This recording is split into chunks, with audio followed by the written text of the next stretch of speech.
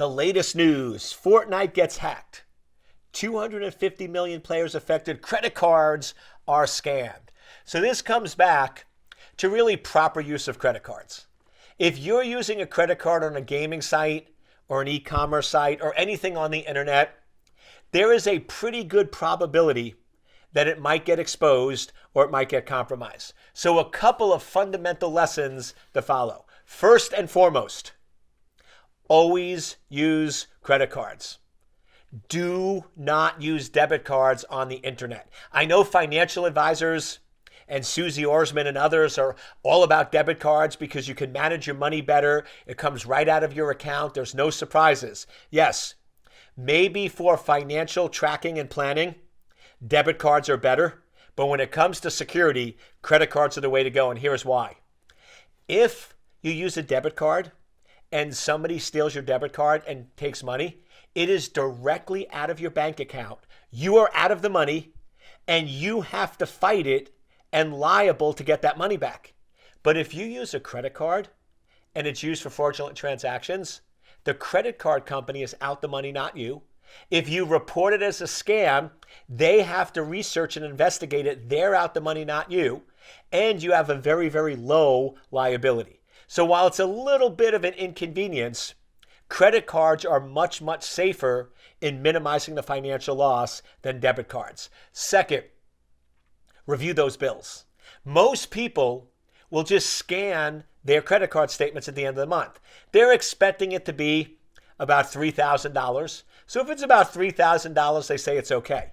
But if there was an extra $20 or $30 charge, many people wouldn't notice it. And if they don't notice it, they don't report it, and then the attacker gets away with the money. You need to verify and validate every single purchase.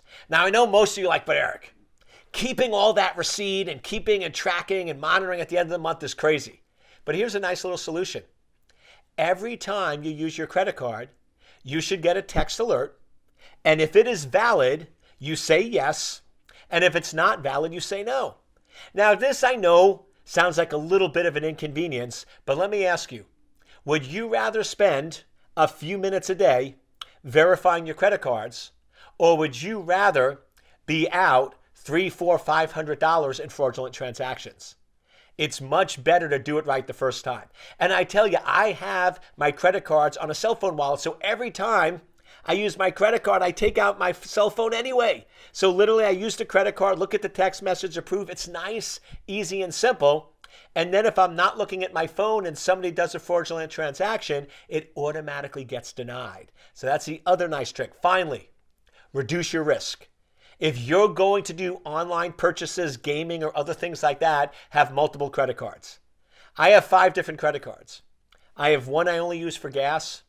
I have one I only use for Amazon.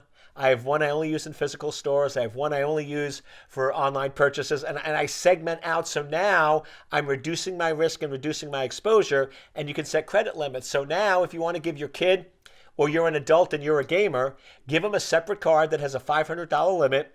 And now if there are fraudulent transactions or the credit card number gets stolen, the risk is reduced. Bottom line, if you're doing purchases on the internet, your credit card's going to get exposed. The trick are the 3 magical Dr. Cole tricks. Use credit, not debit.